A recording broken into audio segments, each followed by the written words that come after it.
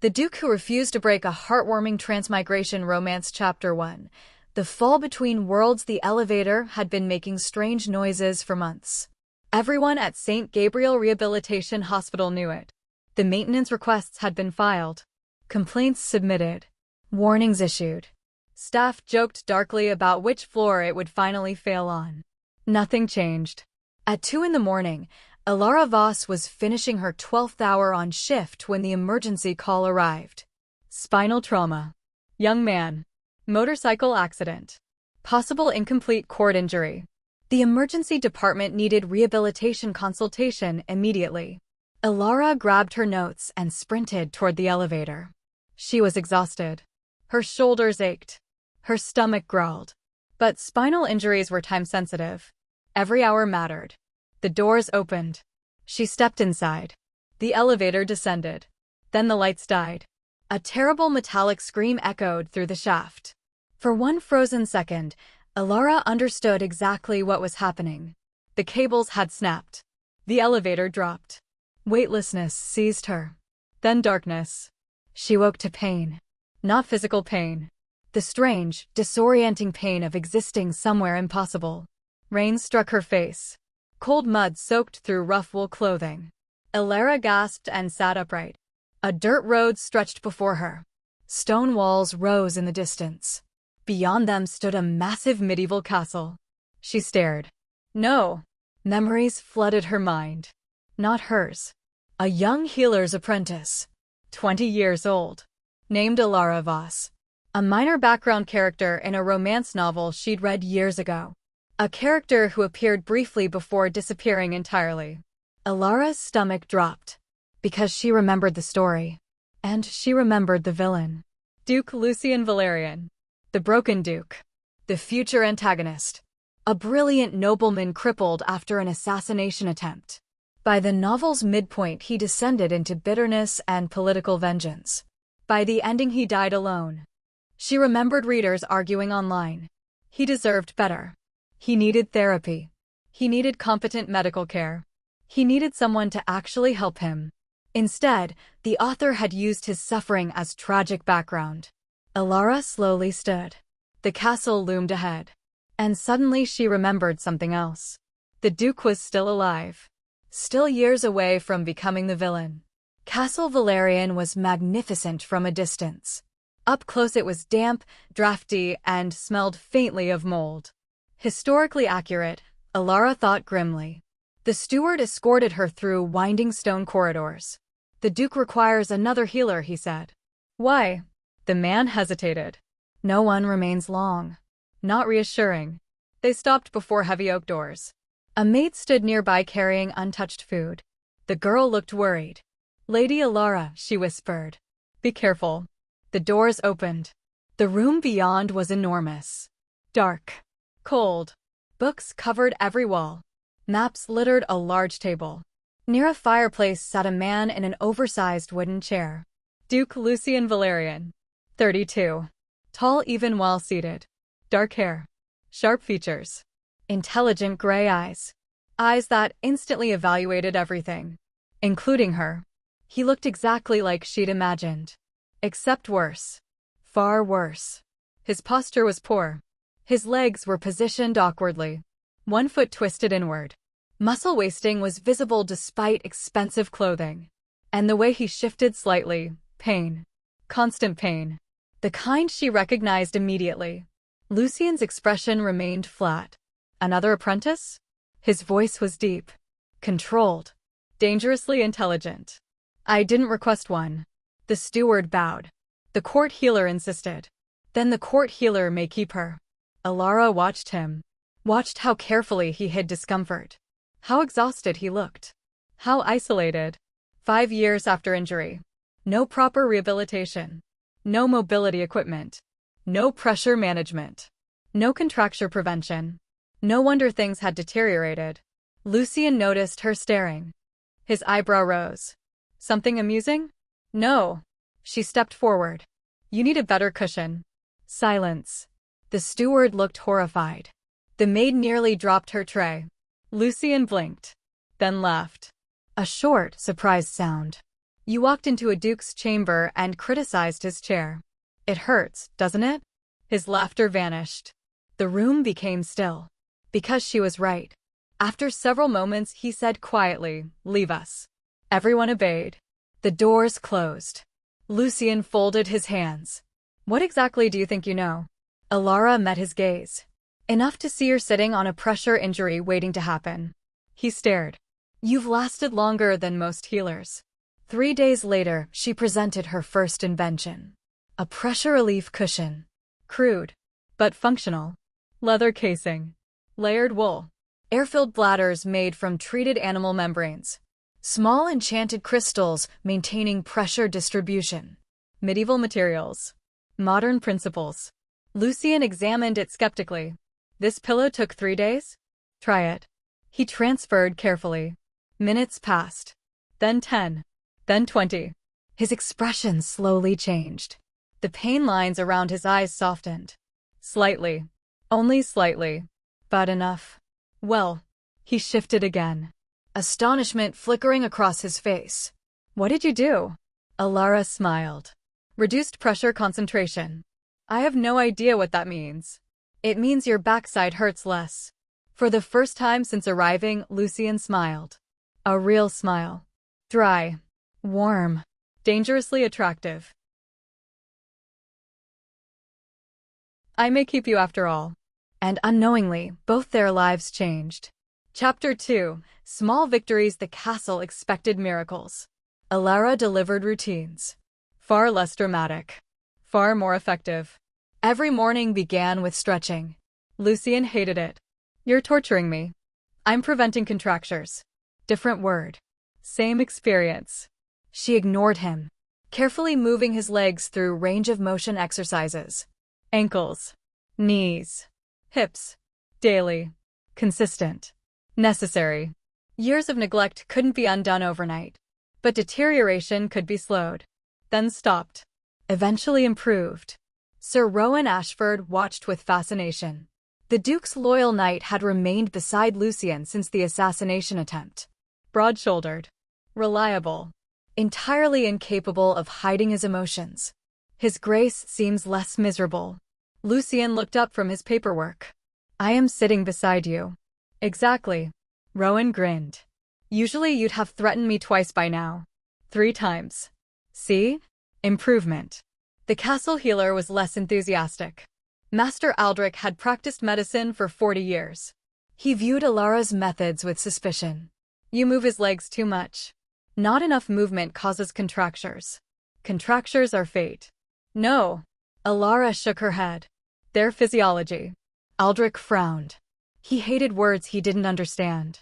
Yet results were difficult to argue with. Lucien's pain decreased.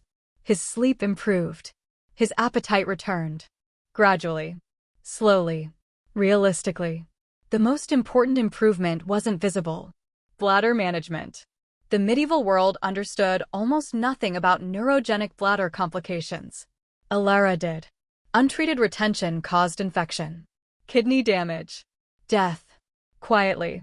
She designed a schedule. Hydration monitoring. Clean techniques using boiled equipment. Observation logs maintained by trusted servants.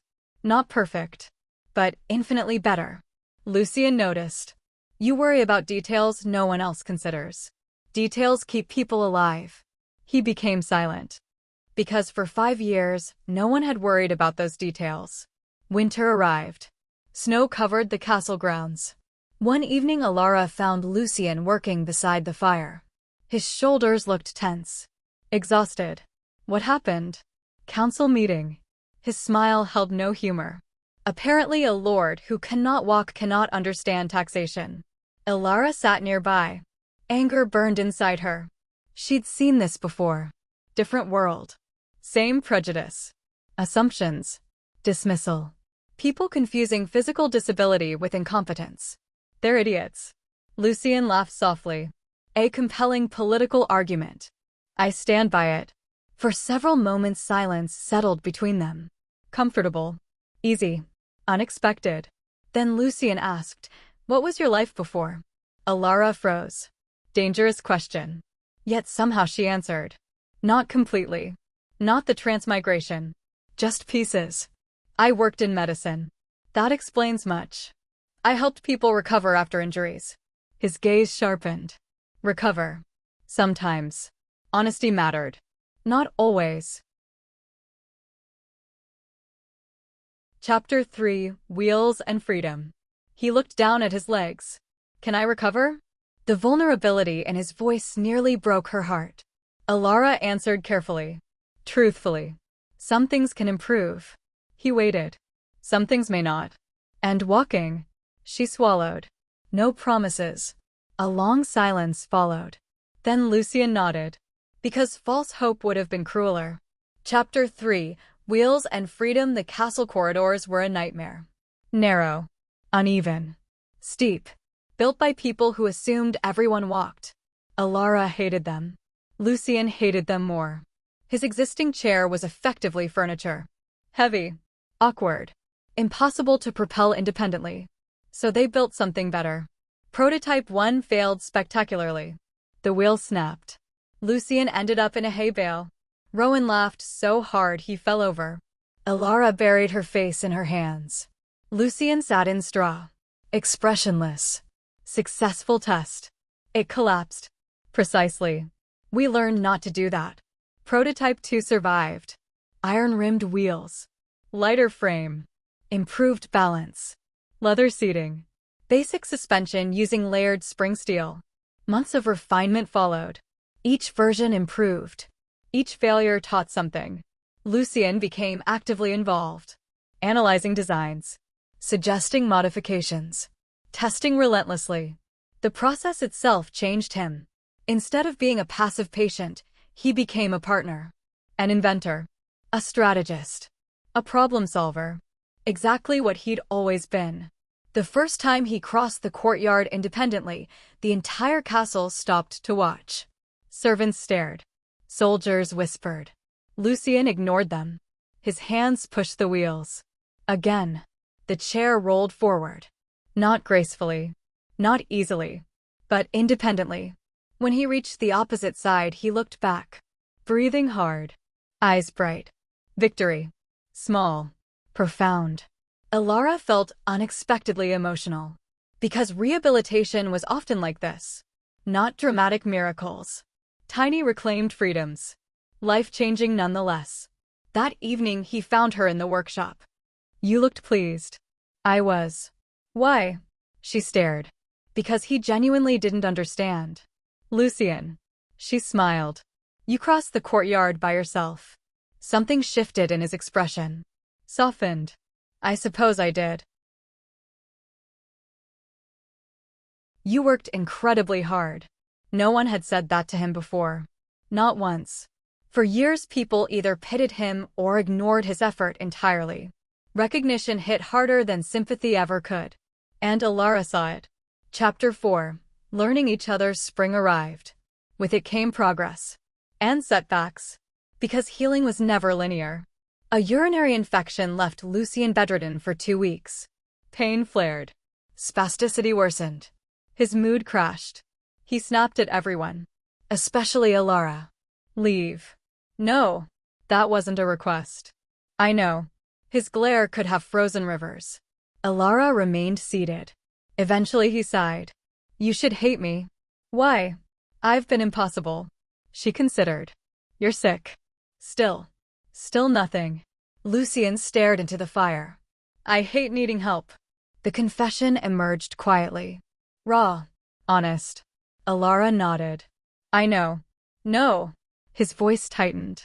You don't. I do. He looked surprised. So she told him. About patients. Athletes. Soldiers. Teachers. Parents. People who lost independence. People who grieved. People who adapted. People who survived. Needing help doesn't make you less worthy. Lucien laughed bitterly. Try convincing the kingdom. Working on it. That earned another smile. Their friendship deepened. Then something more. Slowly. Naturally. Neither rushed. Neither assumed. Trust came first. Always. One evening they played chess. Lucien won. Again. You're insufferable. I'm brilliant. Arrogant. Also true. She laughed. His gaze lingered. Longer than usual. Warm. Something changed in the room. Both felt it. Neither looked away. Elara. Her heartbeat quickened. Yes. He hesitated. Rare for him. Remarkable. Then, I would like to kiss you. Simple. Direct. Respectful. A question. Chapter 5. The Horse Named Storm. Not a demand. Warmth flooded her chest. I'd like that too. Lucien leaned forward. Slowly. Giving her time. Choice. Space. Their first kiss was gentle. Tender. Careful. Neither perfect nor dramatic. Simply right. When they separated, Lucien looked stunned. Elara felt much the same. Rowan later claimed the entire castle knew within an hour. Chapter 5. The Horse Named Storm. Lucien missed riding. More than he admitted. More than anyone realized. Before the injury, he'd been famous for cavalry command. Fearless. Brilliant. Now he merely watched. So Elara decided that was unacceptable. The project took months. Adaptive saddle. Pelvic stabilization harness.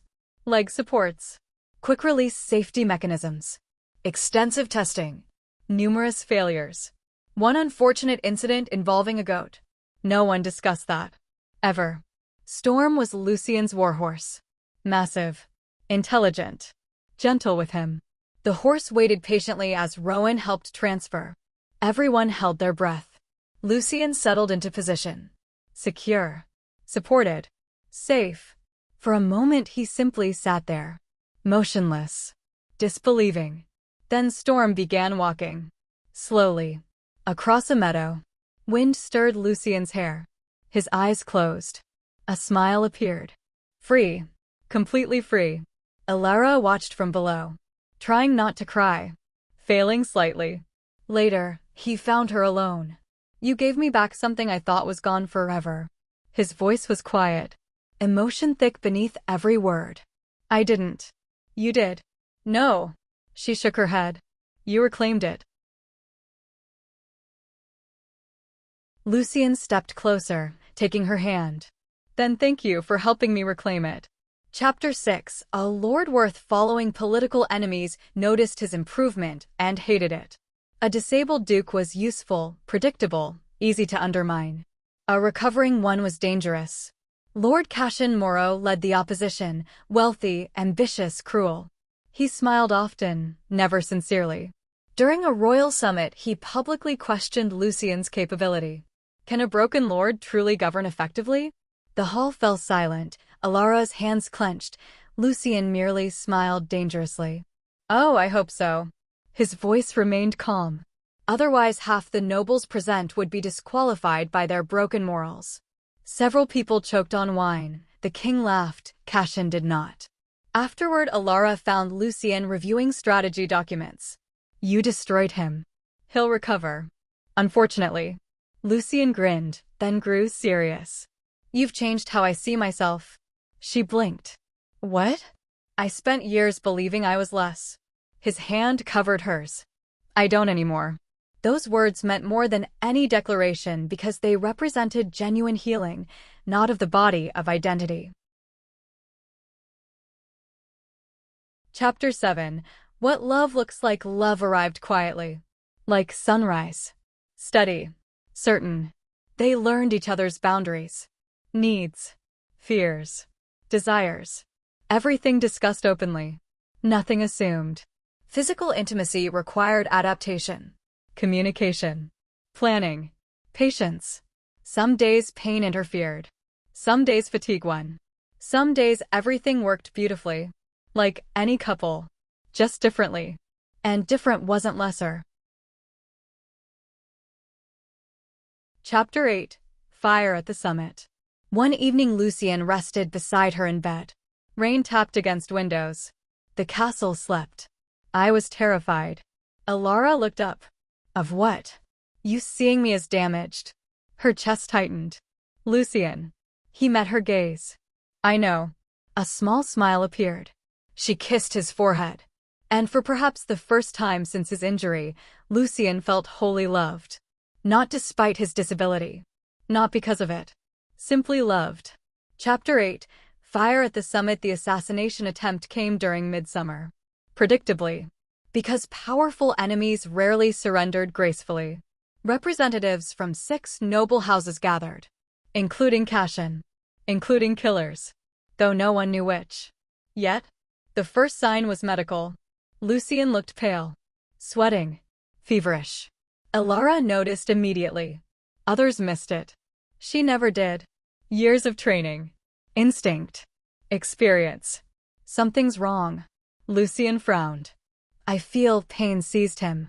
Infection. Rapid. Dangerous.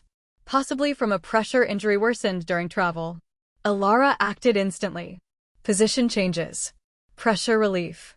Hydration. Herbal antimicrobials. Monitoring. Every minute mattered. Then the attack began.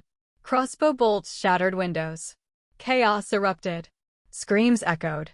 Guards drew swords. Rowan roared commands. Assassins targeted Lucien directly. Because they always had. Because some people mistook disability for vulnerability. A fatal mistake. Elara's wheelchair design included emergency maneuverability. Lucien spun. Accelerated. Using the chair like a battlefield vehicle. He reached cover. Directed soldiers. Issued commands. Analyzed attack patterns. Within seconds he understood more than most generals. Meanwhile Elara treated injuries. Organized evacuations. Coordinated defenses. Exactly as she'd done in emergencies before. Different century. Same principles. The final assassin reached Lucien. Blade raised. Too close. Too fast. Storm appeared first. The warhorse kicked through a barricade, sending the attacker flying. Rowan finished the job.